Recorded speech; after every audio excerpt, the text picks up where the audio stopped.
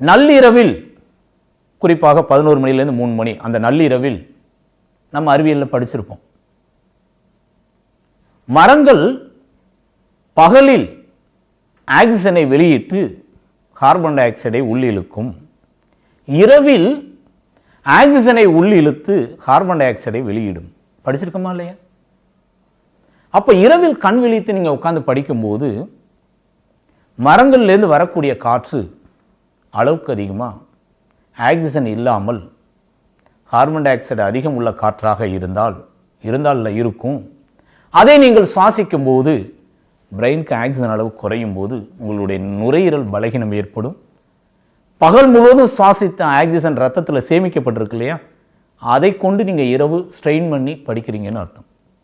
அப்போ மூளை செல்கள் பலகீனம் ஏற்படும், மூளை சோர்வு ஏற்படும், உடல் உஷ்ணம் அதிகரிக்கும், ஹார்மோன் சேஞ்சஸ் வரும், நர்வஸ் வீக்னஸ் வரும், நிறைய பாதிப்புகள் வரும். புரியுதா? இரவில் கண் விழித்து படிப்பதை தவிர்த்து விட்டு முன்னிரவில் சீக்கிரமே படுத்துருங்க. 3 மணிக்கு எழுந்திருச்சு படிங்க. 3 to 5 அற்புதமான நேரம், இல்லைன்னா 3 to 7, இல்லைன்னா 4 to 6 அற்புதமான நேரம். பிரம்ம முகூர்த்த நேரம், அதாவது பிரம்மனே இறங்கி வர்ற நேரம்.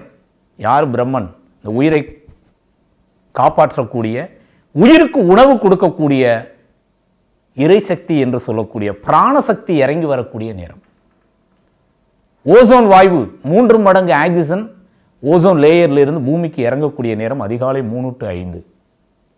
அப்போ 3 மணிக்கு மேலே அதிகாலையில் எழுந்து உட்காந்து படிச்சிங்கன்னா அளவுக்கு அதிகமான ஆக்சிஜனை நீங்கள் சுவாசிக்க வாய்ப்பு இருக்கும்போது உங்களுடைய மூளை செல்களுக்கு ஆக்சிஜன் ஃப்ளோ அதிகமானால் நீங்கள் படிக்கிறதெல்லாம் அப்படியே போய் பதிவாகும். அழியவே அழியாது. நீங்கள் திரும்ப திரும்ப படிக்க வேண்டிய அவசியம் ஏற்படாது. எப்போ நீங்கள் நினைவுபடுத்தினாலும் ஞாபகத்துக்கு அது வரும். புரியுது?